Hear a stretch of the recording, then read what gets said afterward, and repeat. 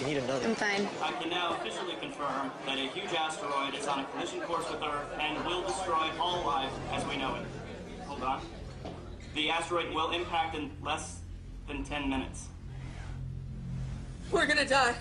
We're all gonna die! Scientists predict no progress.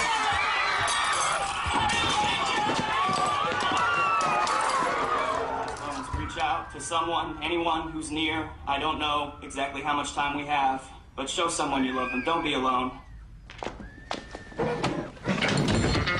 And thank you guys. I love you. Bring it, Tom.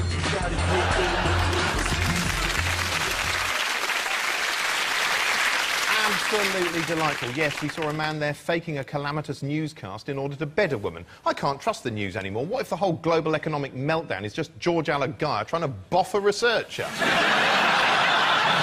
I say boff, I mean fuck. That struck me as quite horrible. Yeah, Pepsi Max for the clever rapist.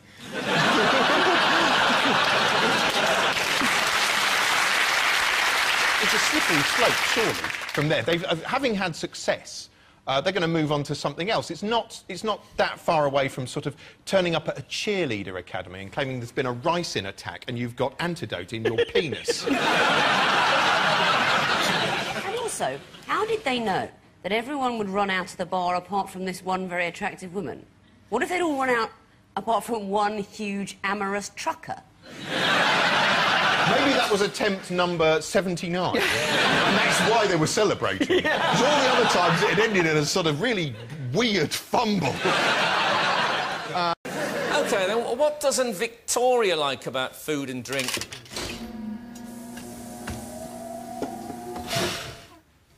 Yes, I don't like the phrase English breakfast tea. It's just tea. Something's happened the last few years, I think, since the encroachment of these giant coffee places trying to make you drink sort of huge American children's drinks and trying to... and they're trying to trick us into thinking that tea isn't a thing. They make it sound niche, they make it sound small, they make it sound like you're a bit pernickety for wanting it. No, cup of tea. Call it by its simple name. But you could easily end up with a cup of Lobsang Souchong. But then you're entitled to throw it in the face of the person that brought it for you and say, I want normal tea. I don't know if you're legally entitled to do that. But I think, for example, it's very rude not to have in your house the ingredients of a normal cup of tea. You have to have those things in your house. It's rude not to. But people think it's OK to offer tea when they just mean they've got some strange thing that they can make into a hot health drink. Don't want it. Just tea.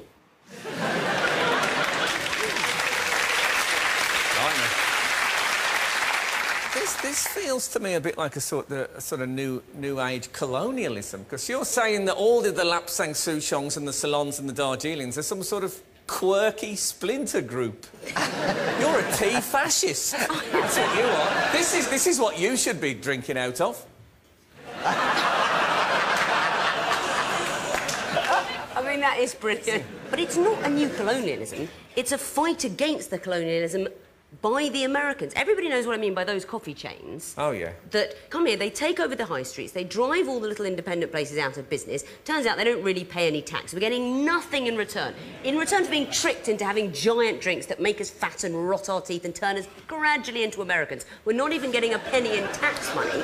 And the fight back, it's true, it's not just about drinking tea, it's also about remembering who we are and being proud of it. Not in a fascist way, in a little local, quiet, polite, knitting, how are you over the garden fence tea kind of way.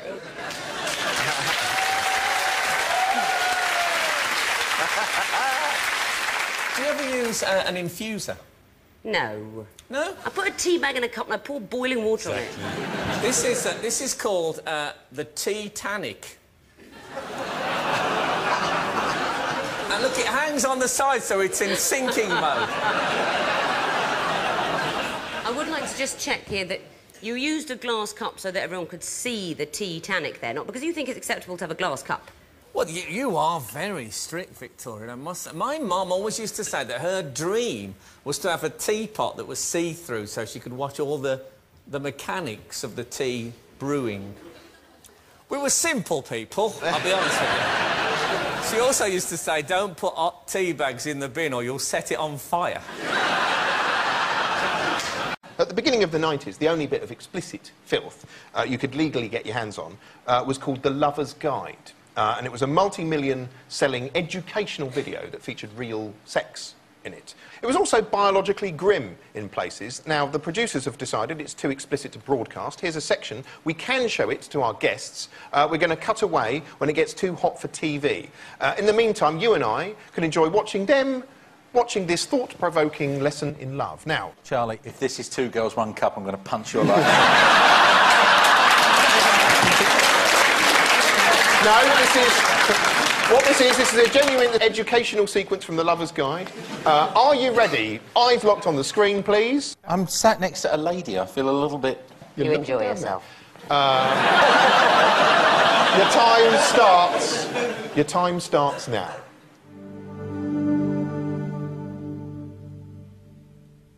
Having learnt about our own arousal and how to appreciate and touch one another naked, it's very helpful to get to know one another's genital geography and patterns of arousal.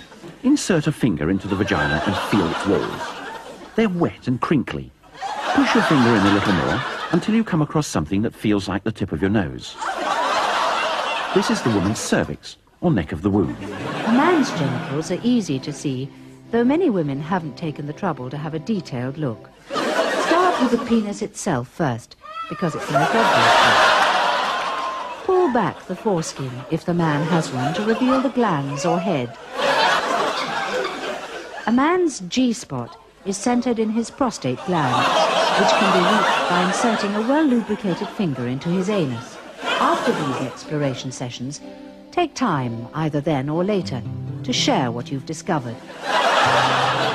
What was new? What surprised you? If necessary, go back and repeat any of this.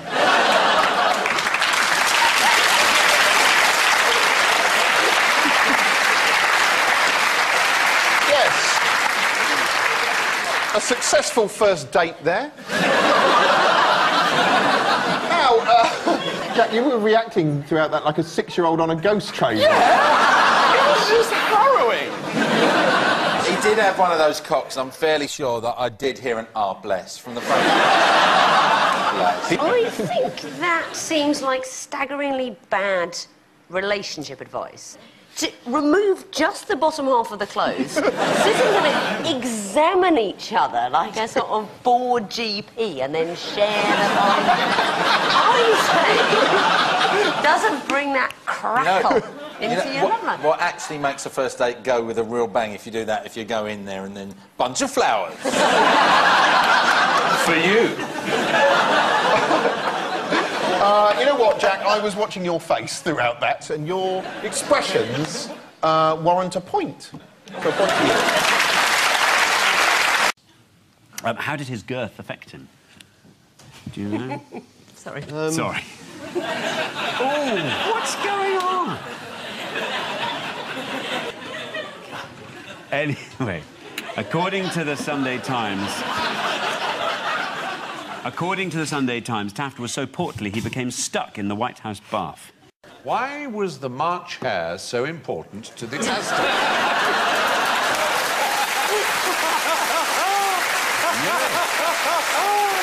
You see? Thing is, Victoria, whatever you dreamt was the answer is the right answer. Yeah. No, but I know the answer isn't, did they worship it? Because... I think you'll find I said that's not the